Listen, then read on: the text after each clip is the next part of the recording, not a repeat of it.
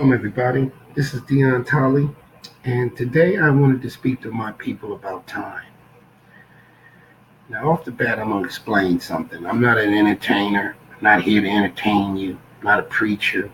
I'm not a Christian and all of that, where we trying to make a name for ourselves, trying to come up with any kind of, fame or notoriety of any sort. Be further from the truth. This is about time. It's about my people.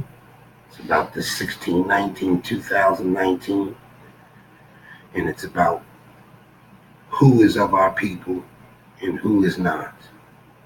And what I mean by who is of our people, we're all black, that's for sure. Most of us in this country that are considered African American are descendants of slaves.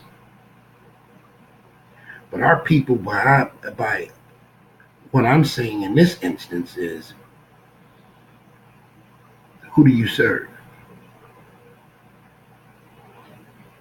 Of our heritage, what do you honor? What do you know about our heritage?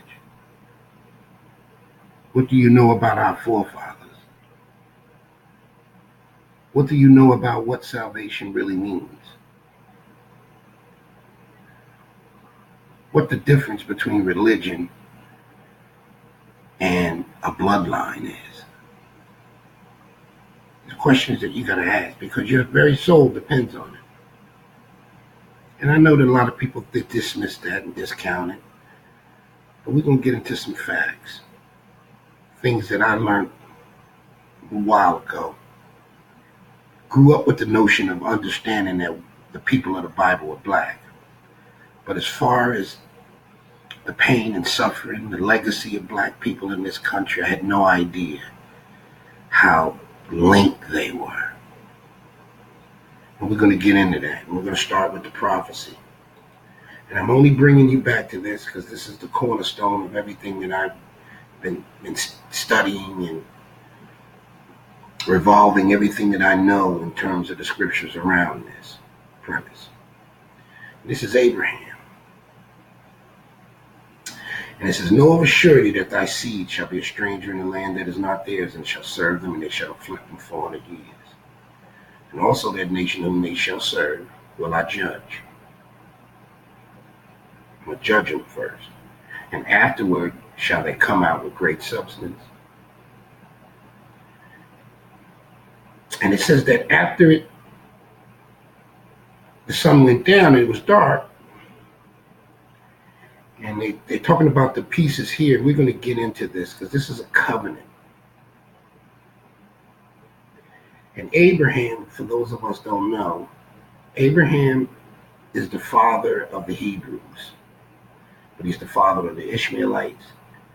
And he's the father of the Edomites as well. And those are the three religions in the world, or the three dominating heritages. Two of them bring false gods. One of them serves the most holy, and the one and true most high. And that was Abraham. So their sons, Ishmael, Edom, Ishmael with Islam, Edom with Judaism. Hebrews, we've embraced the creation of both of them, understanding the history of Islam, knowing that the Pope's niece, Khadijah, was married to Muhammad. So give you a little background on why those two religions are joined at the hip. They were able to coexist. Despite the Crusades and all of that, they were able to coexist for hundreds of years. Over 1,000 years. Well, anyway, I wanted to get into some of the meaning behind the prophecies, particularly this one that is so important to us, that has affected all of our lives. And we're here because of this prophecy, not because of it. As a result of this prophecy, we are the people that fulfill this. and they shall afflict them 400 years. And as we know, August 20th marked the completion of that 400 years. So a lot of people have been wondering where we go from here. And you got to understand, it tells you in the passage where we go from here. It tells you they're going to serve them and afflict them. And when the people they serve, he's going to judge them. Afterwards, they come out. So we're waiting on judgment. So I want to go to a witness, Abraham, in terms of this prophecy. We're going to go to the book of Jubilees. It's another book written by Moses. And this book mirrors a lot of the prophecies and a lot of the precepts, but it just allows more of a spiritual side of Moses' testimony. And by that I mean the fact that an angel was the one that dictated it to him. And I'll show you here. First of all, I'll give you an idea of who it is. This is the history of the division of days of the Torah and of the testimony and of the events of the years and of their year weeks, festivals of covenants, of their Shabbats and of their Jubilees throughout all of the years of the world. As Yahweh spoke to Moshe on Mount Sinai when he went up to receive the tables of the Torah and the commandment, according to the voice of Yahweh, as he had said to him, go up to the mountain, go up to the top of the mountain. Now he told this angel, and I'll go so I don't have to find it.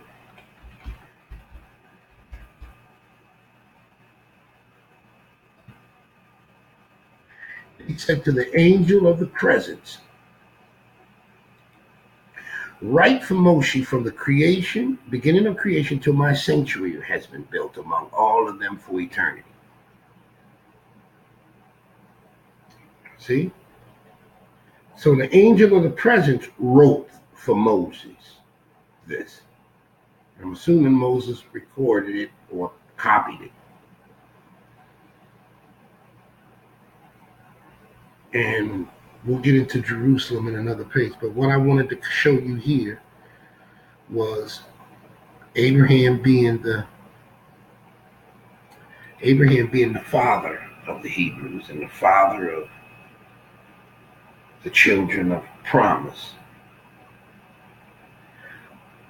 How this promise was made to a specific group of people.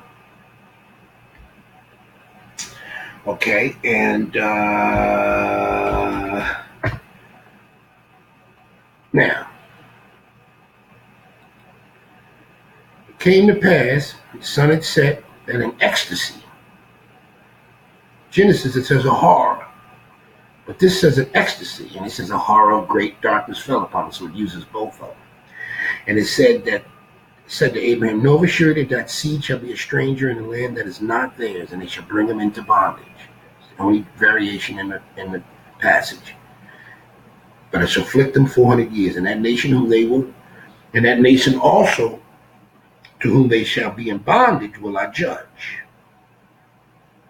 And after that they shall come forth thence with much substance. So almost verbatim, this is the same thing. And then he said on that day, as you see in Genesis as well, he made a covenant with him. And this is the difference between commandments and covenants, as you'll see play out in this study. And to your seed I will give this land. And he tells you all of the land that the Canaanites possessed, that the Most High was given to Abraham instead of, because they were worshiping devils. And it wasn't allotted to them in Shin.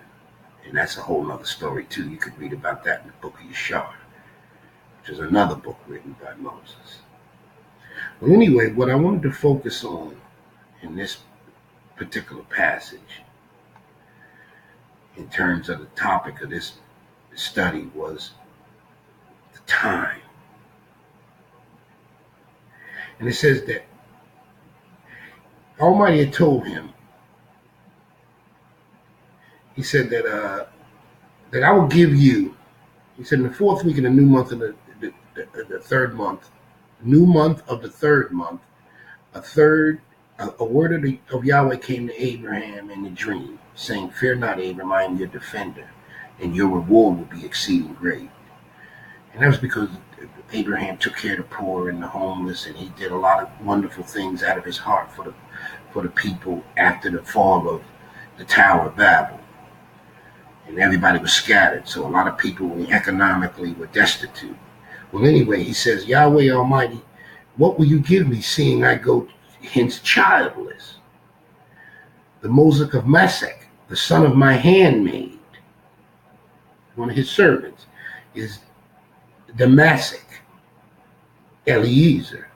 Damasek is another word for Damascus.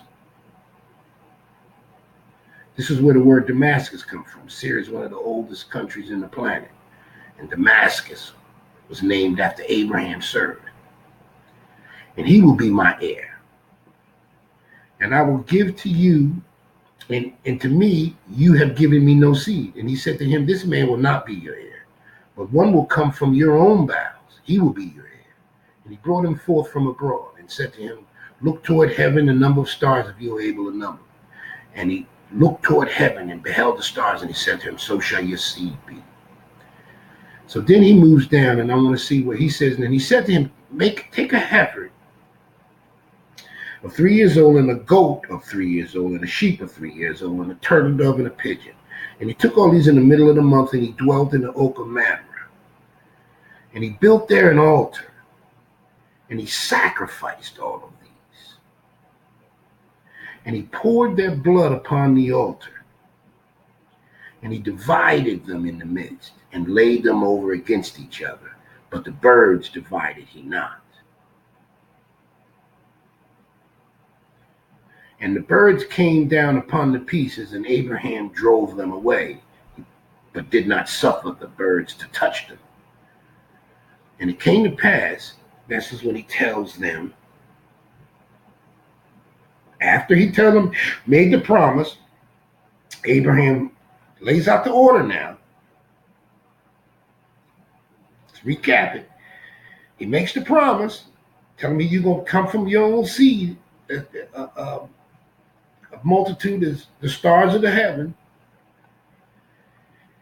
Then he builds the altar, sacrifices the goat and the heifer and the sheep. And then he has the prophecy of his seed being a stranger in a land that is not there and being afflicted for 400 years. And the reason why that's important is because I wanted to show you particularly what this post is about. And I'm going to go to atonement.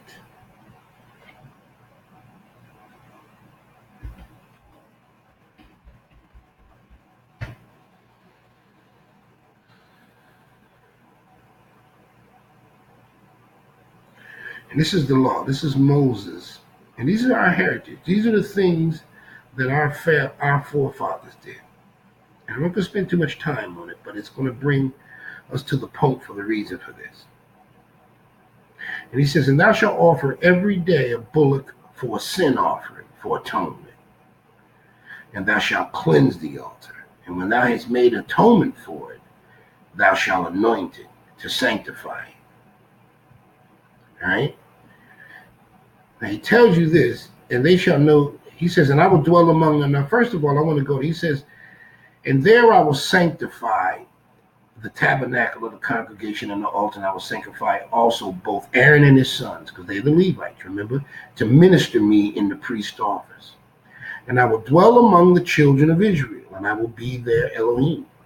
So he's saying that there's a priest that offers these sacrifices, and he was going to be with his sons to minister me in the priest office. And that way he will dwell among the children of Israel, and I will be their Elohim. So it's fair to say, in this case, believe, for the Levites, that this beginning with Abraham. Abraham was the high priest and the king in that point, because he's the first. He's the head. He's the father. So he offered the priest duties, and he stood in the office of a priest. That's why you see him making the sacrifices here, putting the blood upon the altar.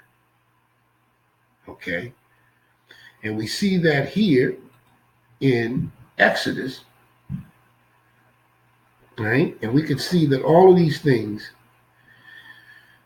he said, this thing I should do at the consecration of the priest, to minister unto me in the priest office, to take one bullock, 2 rams without blemish, and unleavened bread and cakes unleavened, tempered with oil, and wafers unleavened with oil, and wheat and flour, and thou shalt make them. And it tells you, and Aaron and his son shall bring unto the door of the tabernacle of the congregation, and they shall wash them with water. And I shall take the garments and put upon Aaron the coat and the robe of the ephod, and the ephod and the priest, which was a priestly garment that the high priest wore, and the breastplate, which had stones in it, and gird him with the curious girdle of the ephod. And thou shalt take him the anointing oil and pour it upon his head and anoint him. And thou shalt bring his sons and put coats on them. And thou shalt, and wait a minute. Okay, and thou shalt gird them with girdles, and Aaron and his sons, and the bonnets on them. And the priest's office shall be theirs for a perpetual statute. And thou shalt consecrate Aaron and his sons. And thou shalt cause a bullock to be brought before the tabernacle of the congregation. And Aaron and his sons shall put their hands upon the head of the bullock. And thou shalt kill the bullock before Yahweh by the door of the tabernacle in the congregation. And thou shalt take the blood of the bullock and put it on the horns of the altar with thy finger, and pour all of the blood beside the bottom of the altar. And it goes down to tell you the whole ritual and how they did it, and the manner and how they did it, and the consecration of it. Okay? And I'm just going to give it to you a little bit where you'll see where he says, now Aaron shall make an atonement upon the horns, which this process that he did with the sacrifices, he had to do. Let's go there. He says, now Aaron shall make an atonement upon the horns of it once a year with the blood of the sin offering of atonements. Once in the year shall he make atonement upon it throughout your generations. It is most holy unto Yahweh.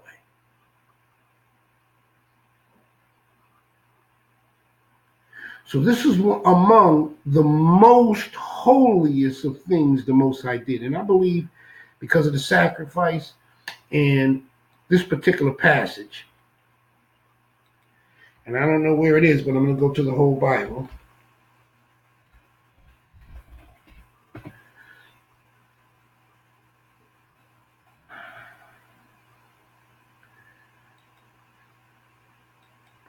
Now he said, take this.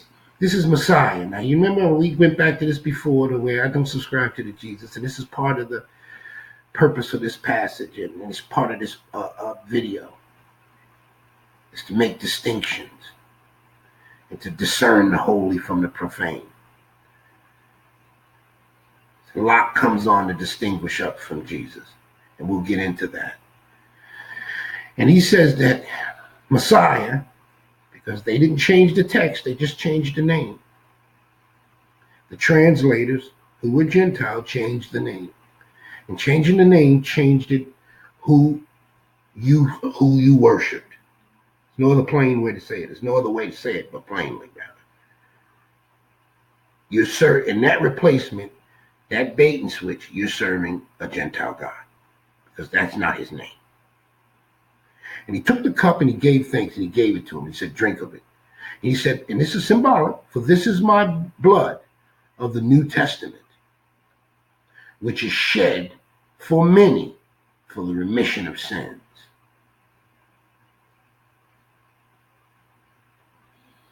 Okay? So in other words, let's go back to the high priest. The high priest did this on behalf of the people. And the Messiah is doing this on behalf of us. Let's go back a little more.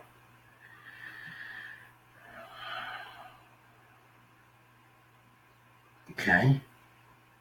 I'm going to go where it says in Hebrew. There we go. I go to Hebrews because it's written for Hebrews. And it says, almost all things of the law are purged with blood. And without the shedding of blood is no remission.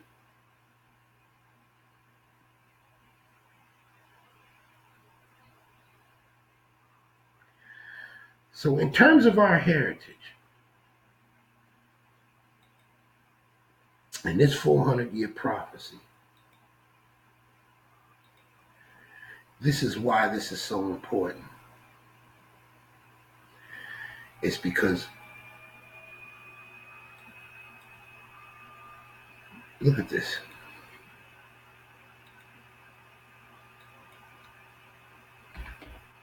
Up to F5. Right? Let's look at the F5. Now let's go to Hosea. Now Hosea is a very important testimony because Hosea covers the period after we had returned from Nebuchadnezzar's captivity, which was 70 years. King Cyrus was given in a dream permission and commission to bring us back, the priests of Judah and Levite, and to bring them back to Jerusalem and have them rebuild the breaches in the temple and to restore the temple. And being that it was corrupted because the Edomites were there, and I'll show you where that is so people don't understand why. Samaria. Right? And let's go to 2 Kings. Let's go to 2 Kings and we'll come back to that, right? There you go. Now he told them in 2 Kings, it tells us that, alrighty, let's see. Ramaya. Okay, here we go. Okay. He says, now the king of Israel, this is the 10 tribes. These are the ones that were in the Assyrian captivity when Messiah came, which would have been the Middle East, Europe, and parts of Africa, but not Jerusalem and the land of Judah.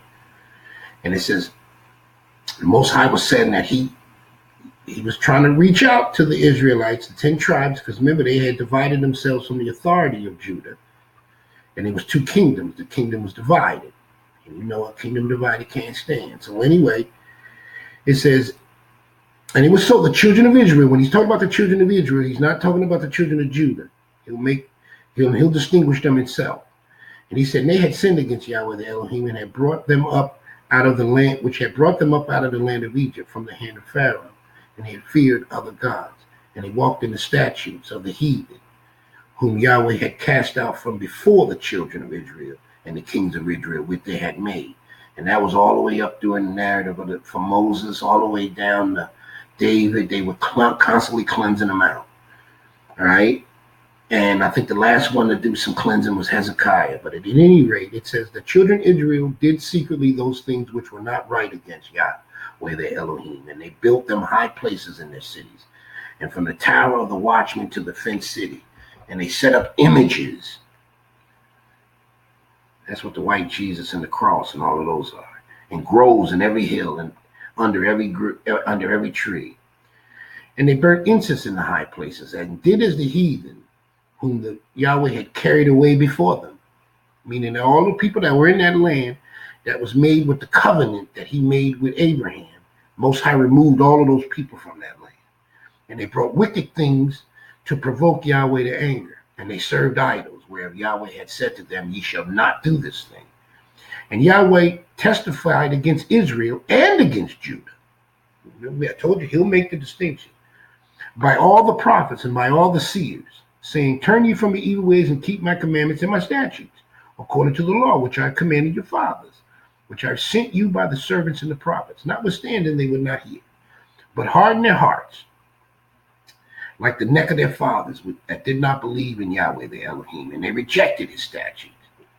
And they're going to pay for that. See, this is the point of this whole thing. And his covenant he made with their fathers, and his testimonies which he had testified against them. That's all the prophets. And they followed vanity and became vain and went after the heathen that were round about them, like we do here in America, concerning Yahweh, who had charged them that they should not do like them. And they left all the commandments of Yahweh their Elohim, and they made them molten images, 2 calves, and made a grove, and worshipped all the host of heaven, and served Baal. All of the stars, all of the angels, Jupiter, you know what I mean, the moon. That's what he means by all that. The sun, Moloch, molten images. And they caused their sons and daughters to pass through the fire, which is probably the most despicable of the things our fathers did, giving their firstborn son and daughter, and used divination and enchantment and sold themselves to evil. Now, they sold their passing through the fire because if they put them in this big belly, it would bring them fame and fortune. So they would sacrifice their first child. Now, you notice the theme of sacrifice? There's always something dying. And it's been used on both sides. The Most High, his holiness, is the shedding of for atonement.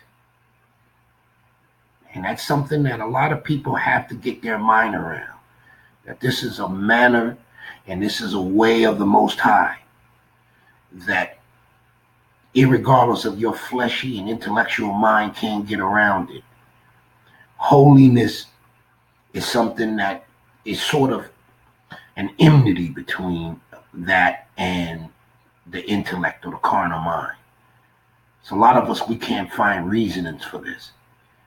But when you're looking at sin and you're looking at the spiritual history in terms of the fallen angels and the flood and all of the things that all of the cultures in the world record, like the deluge and the giants and all of those different things, we know that those things are real. The dinosaurs, all of those things are recorded as a result of not following the commandments of the Most High and people going astray and mixing with the fallen angels.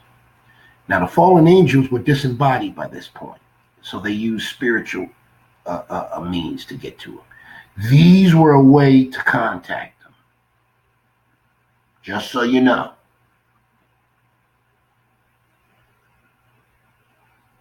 And they would come in, they would do things for them. And he said, and Yahweh was very angry with Israel and removed them out of his sight. And there was none left but the tribe of Judah only. And Judah kept not the commandments of Yahweh their Elohim, but walked after the statute of Israel, which they made. And remember, Jeroboam separated the 10 tribes and set up their own laws and their own altars. And Yahweh, and you read about that in Kings. That's why the book of Kings here, so you'll learn the history. And Yahweh rejected all of the seed of Israel and afflicted them and delivered them into the hands of spoilers. Just to show you why we're going through this, until he had cast them out of his sight. For he rent Israel from the house of David. Meaning he tore them. And he made Jeroboam the king of Nabat king. That's the one I was telling you about. And Jeroboam drove Israel from following Yahweh and made them sin a great sin.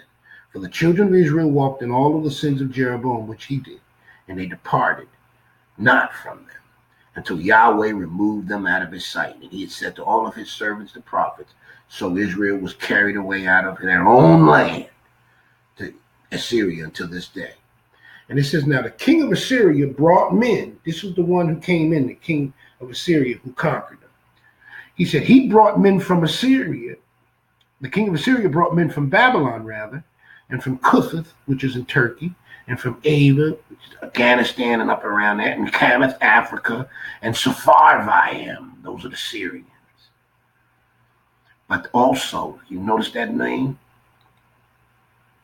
That name is also, let's look at it in the Strongs, that name is also the name we get Sephardic from, which is the Portuguese Jews and the Spanish Jews when we were in captivity in South America and around Europe. The English captivity was by the Germans and the English.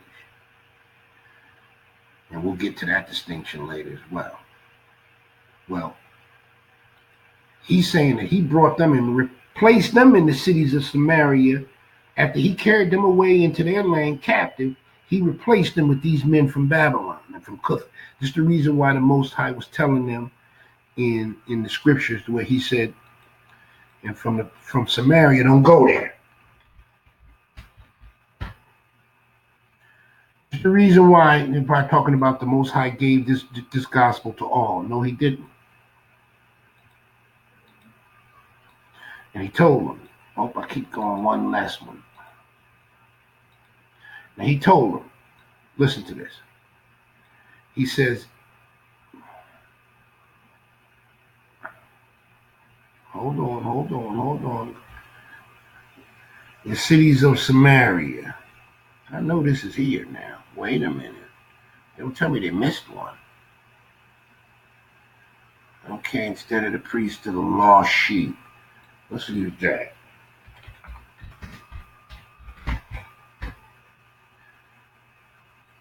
See? Now he told them, Samaritans, that's where I got it. He says, now Yahushua sent forth and commanded them, go not into the way of the Gentiles. Told them not to go there, or in any city of the Samaritans. Now you know why he didn't want them to go into the cities of the Samaritans. He didn't want them to go in the cities of the Samaritans because of 2 Kings chapter 14. Let's go back there.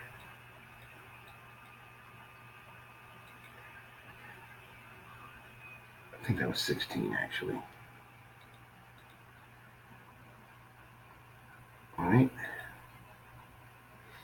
right. Hoshea reigns in Israel.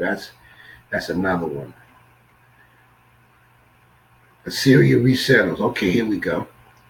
And he says, this is the reason why he resettled Samaria. So that tells you this is how the Pharisees got there. The one the Messiah was battling against. It's where Paul comes from, that whole lineage of Pharisees. Because the king of Assyria brought men from Babylon. And it was so their beginning at their dwelling there that they feared not Yahweh. Therefore, Yahweh sent lions among them, which slew some of them. These are the heathens he brought in there to replace them. Wherefore, they spake of the king of Assyria, saying, the nations which thou hast removed and placed in the cities of Samaria know not the manner of the Elohim of the land. Therefore he had sent lions among them, and behold, they slay them, because they knew not the manner of the God of the land. Then the king of Assyria commanded them, saying, carry there one of the priests whom they had brought from there, and let them go and dwell there, and let them teach them the manner of Yahweh of the land. That's the Pharisee. This act here had them become Pharisees. Then one of the priests whom they had carried away from Samaria came and dwelt in Bethel, and taught them how they should fear Yahweh. Howbeit, though, every nation made gods of their own, and put them in the house of the high places which the Samaritans had made, every nation in their cities wherein they dwelt. And the men of Babylon made Succoth, that's a particular god. The Cuth made Nergal, the men of Cuth made Nergal, and the men of Hamath made Ashima. If you know anything about Ashima, that's that a Hindu god. This is what proves to me that Kamath is India. Canaanites are there, and they were in Africa, they were in Asia, and the Most High scattered them into their rightful land. congregated in Shem's land in Africa. That's the reason why Moses chased them out. And Abraham had the permission to get that to get him out of there. Because Abraham went to war with them as well. They call that the war with the cities on the plain. He battled Nimrod and all that. You can read about that in the book of Genesis, particularly in the book of Yashar in detail. And anyway, it talks about the Avites, which is around the area of Iran, Iraq area. They had Nibas and Tartuk. And the Survivites burnt their children in fire to Adramelech and Anamelech, the gods of the survival. That's Moloch.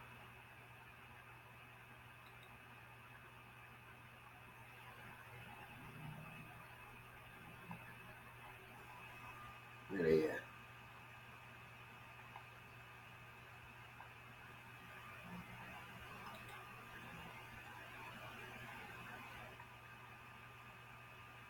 See that? Moloch. It's the name of an Assyrian idol, the son of Sennacherib. So they made gods out of these men. Sennacherib, who the Most High killed his whole army. Ain't that deep? Well, anyway, it tells you here, so they feared Yahweh and served their own gods in the manner after the nations whom they were carried away from them. And unto this day they do after the former matters, and they fear not Yahweh, neither do they do after the statutes, or after their ordinances, or after the law and commandments which Yahweh commanded the children of Jacob. So in other words, he was saying that either way they were talking about, those people that were there, including the Pharisees, that's why the Most High came in there and chased all of them out of the money changers and all of them out of the temple. The same way, because this is where it began. They never changed and served the Most High. He said, with whom Yahweh had made a covenant and charged them, saying, you shall not serve other gods, nor bow yourselves to them. So even though they were taught the ways of the Most High, they didn't adhere to it. That's the reason why they, you know what I mean? They never qualified for this, a covenant. And the provisions of the covenant. All right, now let's keep going. Let's go back to Hosea. I just wanted a little sidebar there about how we got into the land, or how they got into the land. Now going back to Hosea, let's go back to Hosea.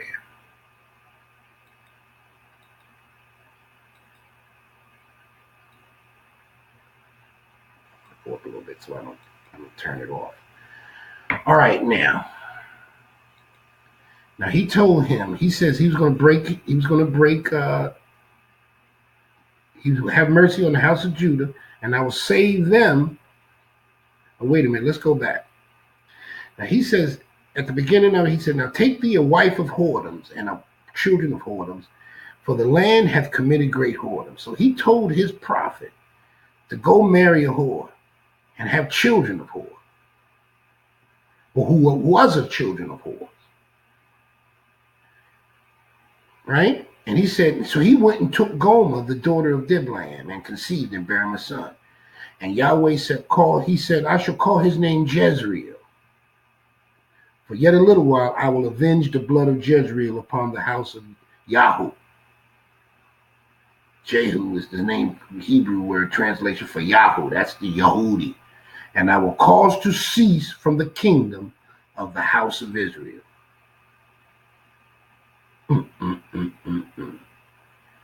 So this is symbolic. And he said, it shall come to pass in that day I will break the bow of Israel in the valley of Jezreel. And she conceived again and bare a daughter. And Yah said to him, call her name Larohama, for I will no more have mercy upon the house of Israel, but I will utterly take them away. And I will have mercy upon the house of Judah, and I will save them by Yahweh their Elohim. You hear what he's saying now? He's saying, and this is the crux of what I'm showing today in this post, is the children of Israel were carried away. And he said, but he's going to have mercy on the house of Judah. And he said he will save them by Yahweh their Elohim. And I will not save them by the bow. nor by sword, nor by battle, nor by horses, nor by horsemen. Meaning that you're going to be saved by the Messiah.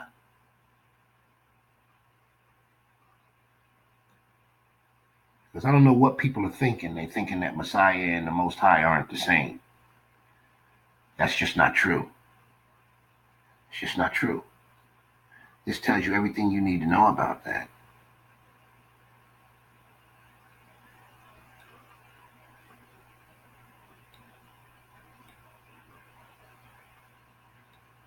Trying to get past this thing. Let me go down. Let me go down a little bit more.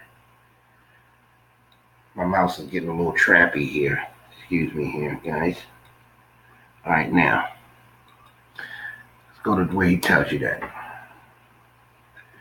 He said, this word, which is everything here, that the Most High did, the covenants, everything that we are talking about. The covenant, promises, the priest, the ministers unto him. He's saying all of that was made flesh and dwelt among us. And we beheld his glory. And the glory as the only begotten of the Father, full of grace and truth. Now people say, well, how can two be one? And I know that was a point of contention by few guys, jokers I call them, on the YouTube and G Plus and Facebook and, all of the naysayers. They understand that which is made of spirit is spirit, and that which is made of flesh is flesh. And in the flesh, you can't have three. You can't have three and they be one. That's true. But in the spirit, think about this. Just think about your body and how you have a body, soul, and a spirit.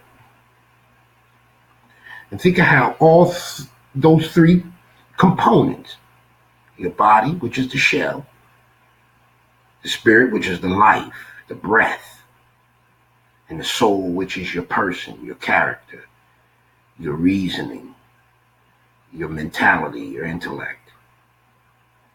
Haven't we seen these war against each other? Your conscience, for one, which is the spirit man, wars against and condemns you for things that your intellect did. Or you on a diet knowing you shouldn't be eating, but your body tell you to get that sandwich. And even though your soul abhors it, your body still eats until without end, until health problems arise. So don't tell me three can't be one, because you demonstrate this spiritually in your own body. That's what the spirit means. You never read that scripture about the 7 spirits of Yah?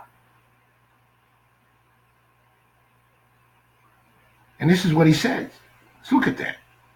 And I can come back to Hosea. Let's look at that. Let's look at that.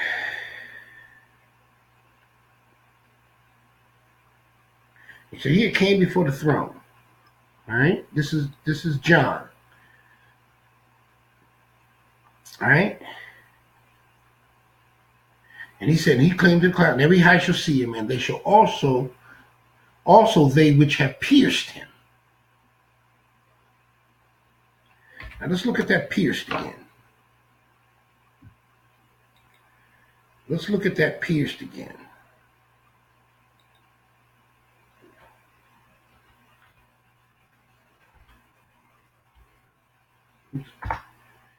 Oh, that is, stop playing with me.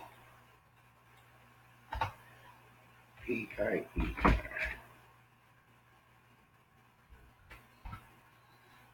Okay, let's go to the prophets.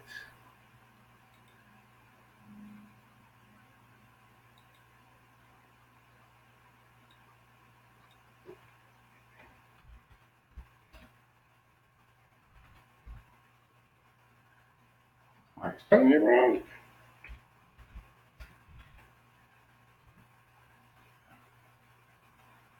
What's Amos? That's right. I think it's Amos.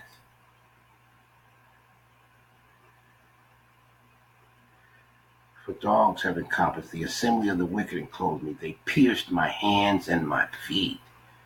That's something you've seen that there. I didn't forget about that one in Psalms. Talking about the Messiah's crucifixion.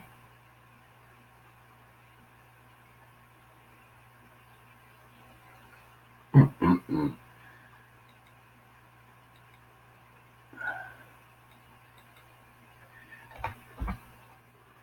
All right, let's look if that's in. Okay.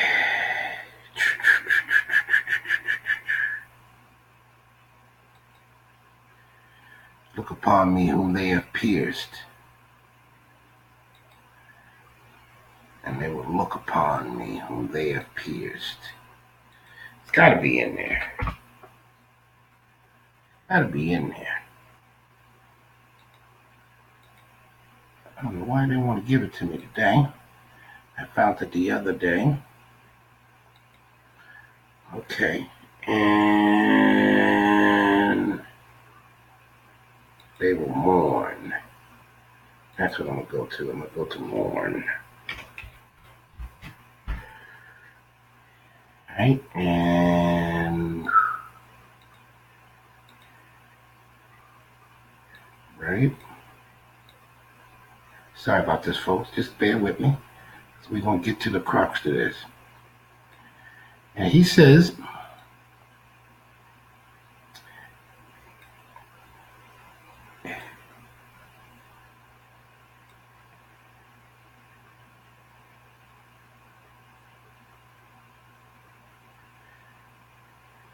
and they shall mourn.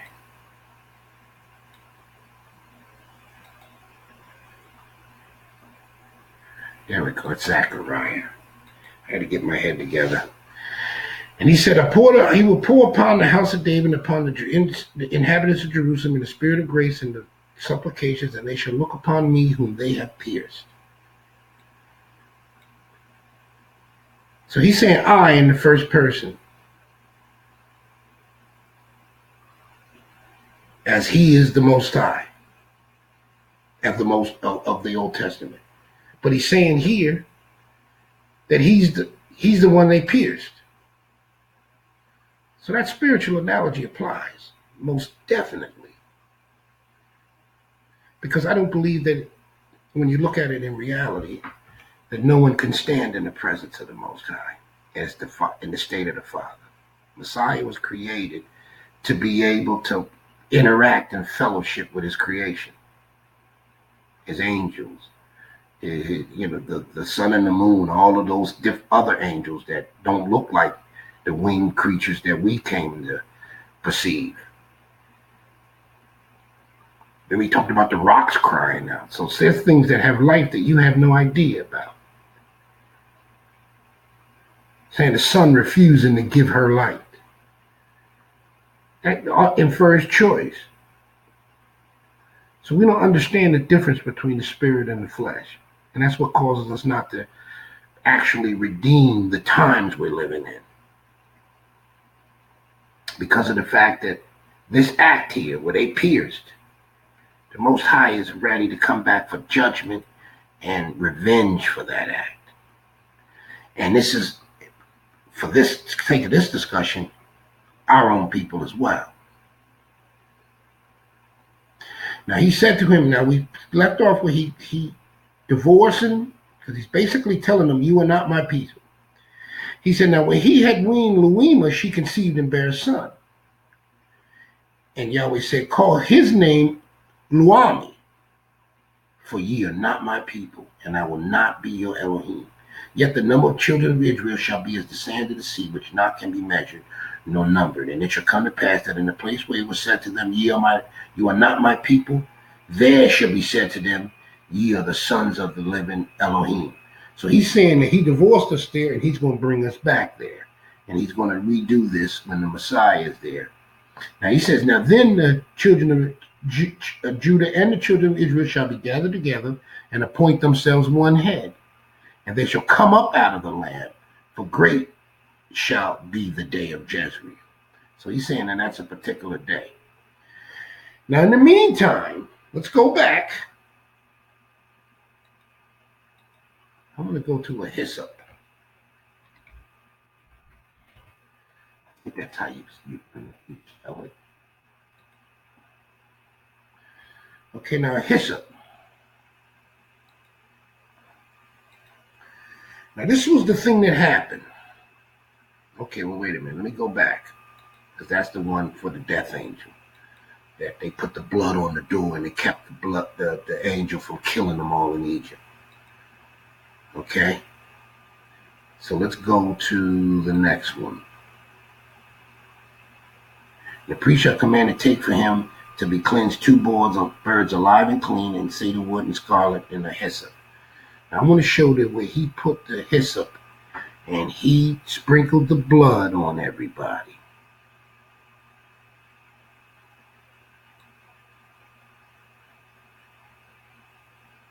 There we go. That was one of them. That's the one in Egypt.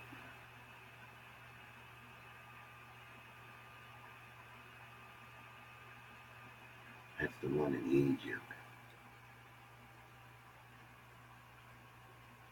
Okay, let's go there.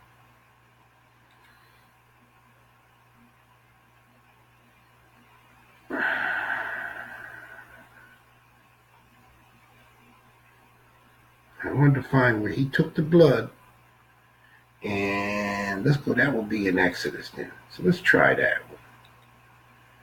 Let's try that one. Okay. Let's try that one.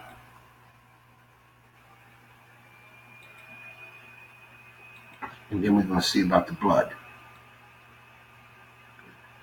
And Moses took the blood, put it in the basins, and sprinkled it on the altar. And Moses took the blood and sprinkled it on the people. Here's what I'm looking for right here.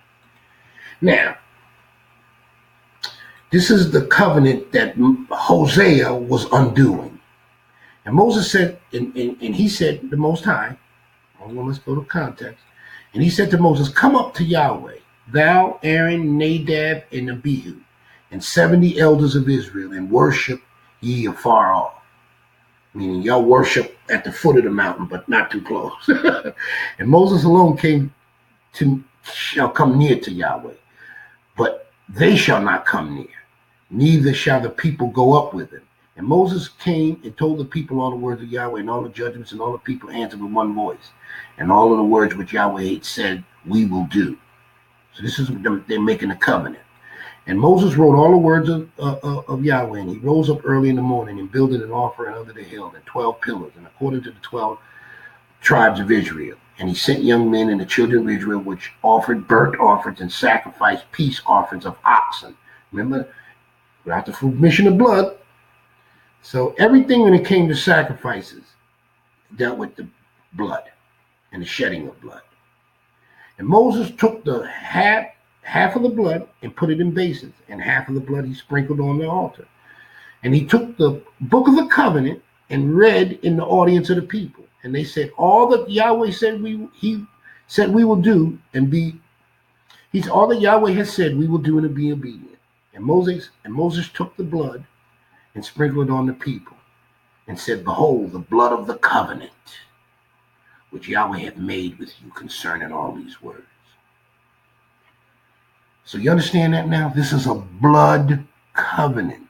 This is the reason why the 400 years stuck, and all of the things in the curse is stuck. This is the reason why all of these things stuck. Commanding that Yahweh set you above all of them, and he says that blessed shall you be in that. If you do all the right things, blessed shall you be coming in, and blessed when you're going out. But when you don't listen to him, excuse me, you be cursed for disobedience. He said, but it shall come to pass, if thou will not hearken to Yahweh, thy Elohim, to observe, to do all his commandments and his statutes. Got to remember, we went through Exodus first, Deuteronomy is afterwards. So we went through the blood and made the covenant. He's telling you and warning you, this is the fine print. This is the disclaimer. He said, "Cursed should you be in the city, cursed you be in the field, cursed you be in thy basket in thy store, cursed the fruit of thy body, the fruit of thy head, increase of thy kind, and the flocks of thy sheep. Cursed shall thou be when you coming in, cursed when you going out. Cursed shall be on." He said, Yahweh shall send upon thee cursing and vexation and rebuke, and all that you set your hand to do for you to do. Meaning he going to set his hand to undo everything you set your hand out to do until thou be destroyed. And it tells thou perish quickly because of the wickedness of thy doings, whereby thou hast forsaken me. I understand forsaking him and forgetting about the Most High is considered wickedness, because that's a traitor, and you broke the covenant.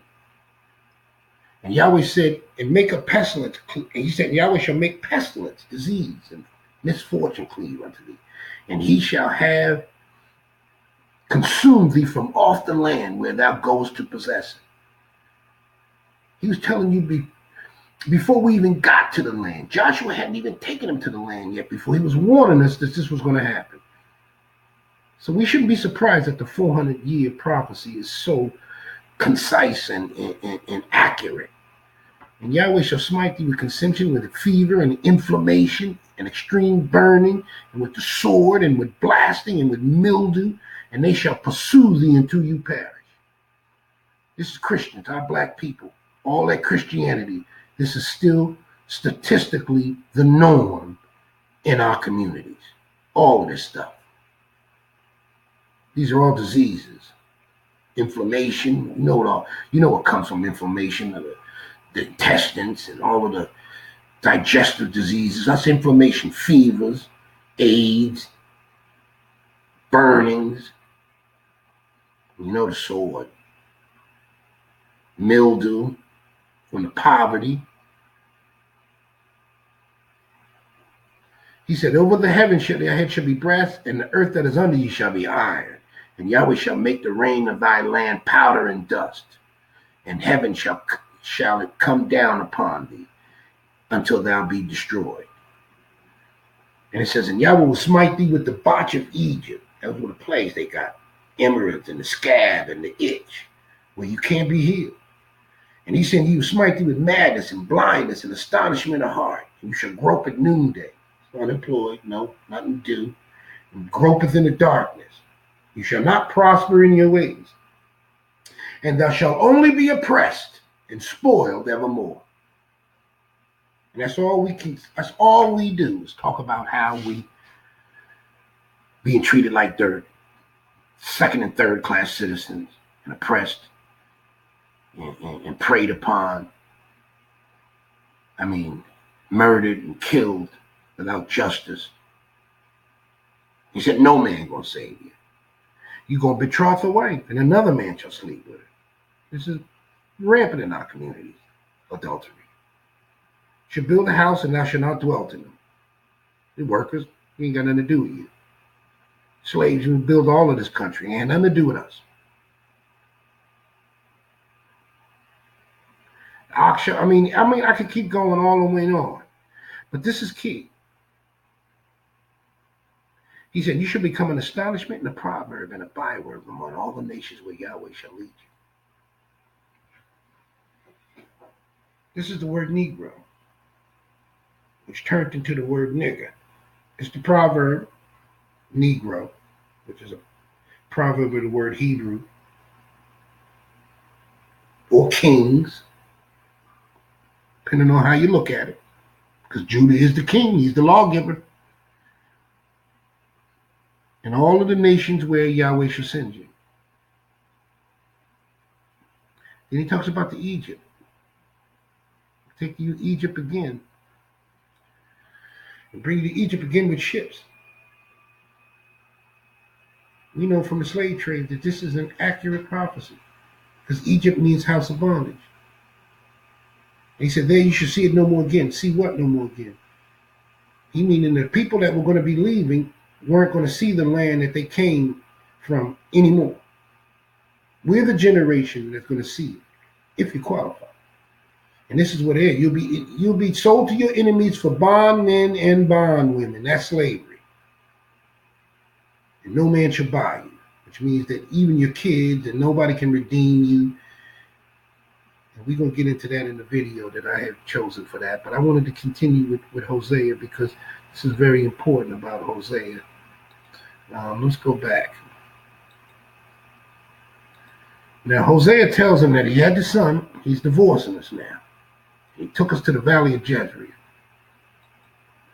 He says, say to your brethren, Ami, and to your sisters, Ruhamah, plead with your mother, plead, for she is not my wife, neither am I her husband, and let her therefore put away her husbands out of her sight, and her adulteries from between her breasts, lest I strip her naked, and set her in the day as she was born, and make her as a wilderness, and set her in dry land, and slay her with thirst.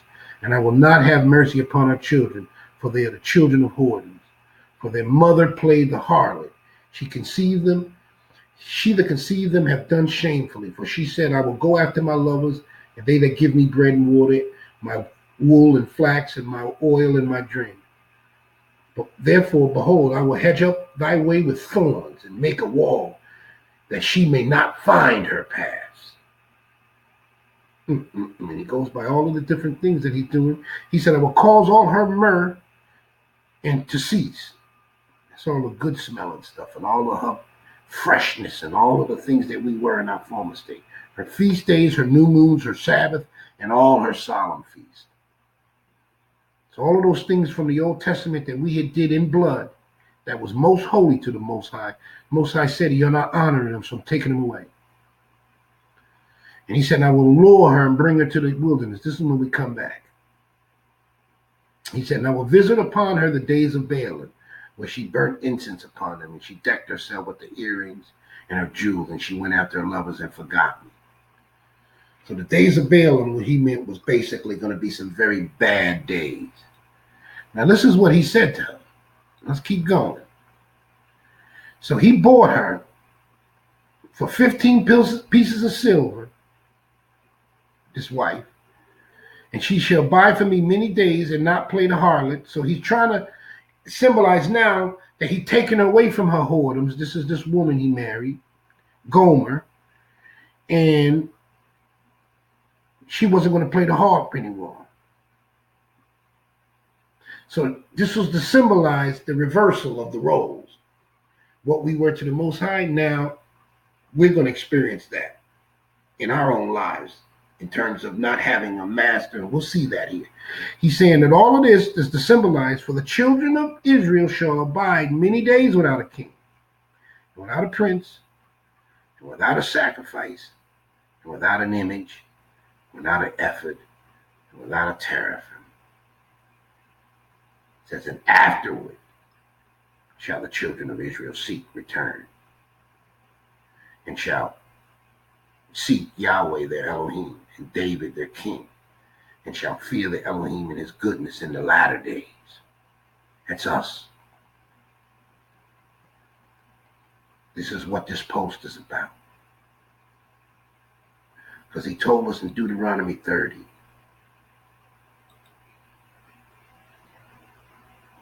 he said, it should come to pass that all of the things, remember Deuteronomy 28, when I put all of those different things on you, where the Most High said that we were going to be going through all of the things we're going through. He said, it should come to pass that when all of these things will come upon thee, the blessings and the curse, which I've set before thee, and thou shalt call them to mind among all nations. Because he already knows that we're in captivity.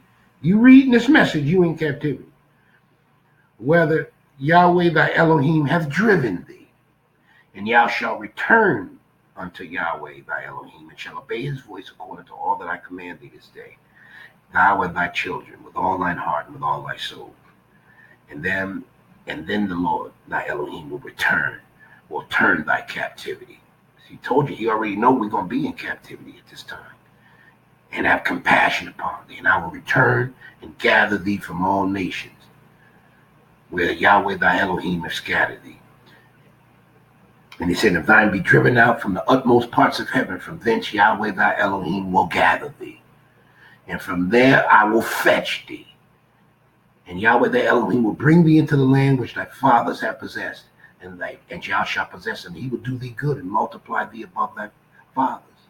And Yahweh thy Elohim will circumcise thy heart and the heart of thy seed, to love Yahweh thy Elohim with all thine heart, with all thy soul, that thou mayest live.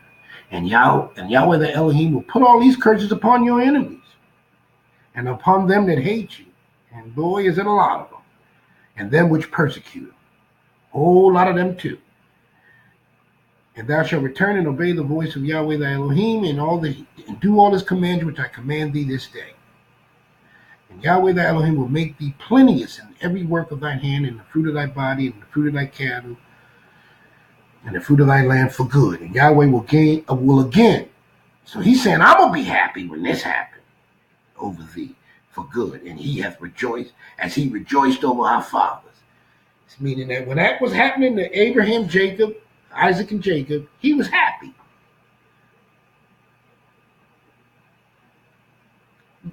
And we can see from Hosea, he is nothing but disappointed in us. He's disgusted with us at this point.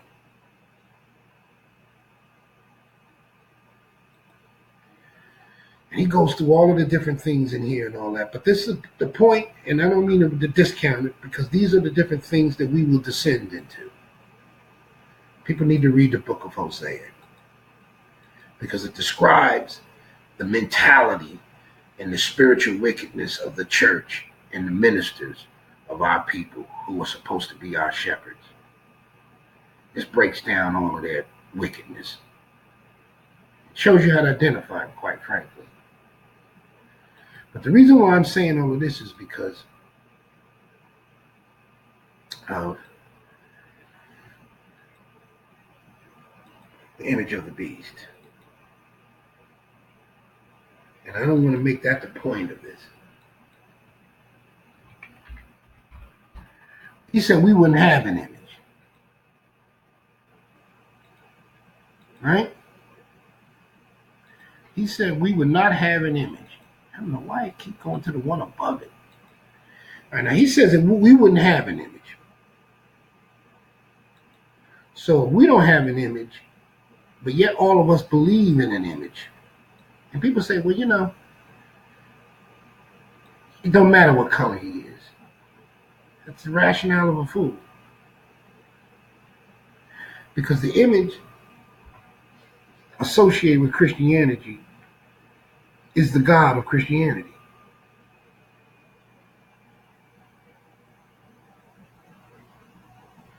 It's just the facts. And it tells you he has a number, he has an image, which I believe is the cross and the picture of him, the white, effeminate man, Jesus, they call him, and his name. His name is a great offense.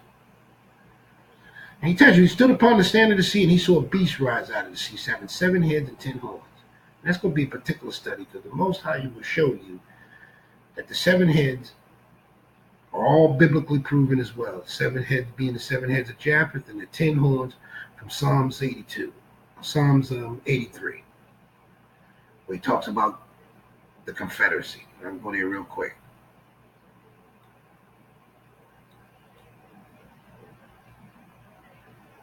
I think it's becoming really hard to move.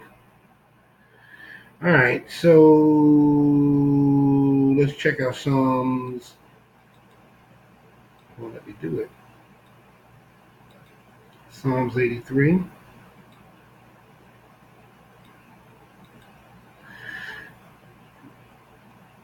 Right? By enemies. These are enemies.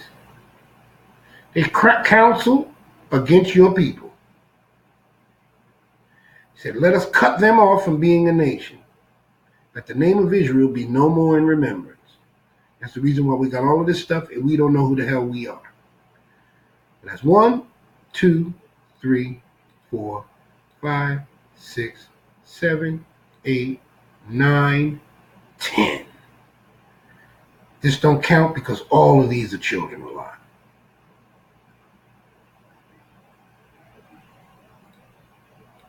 Got it?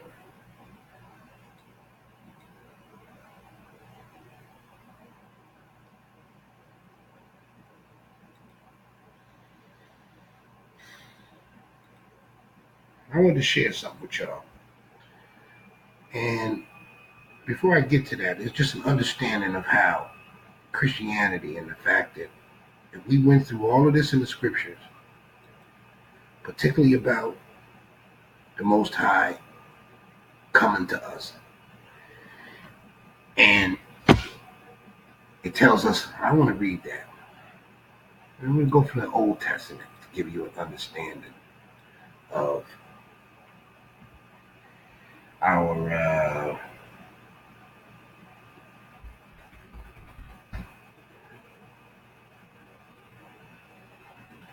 our captivity and Messiah's importance. And look at this. He says, who has believed our report? And who is the arm revealed?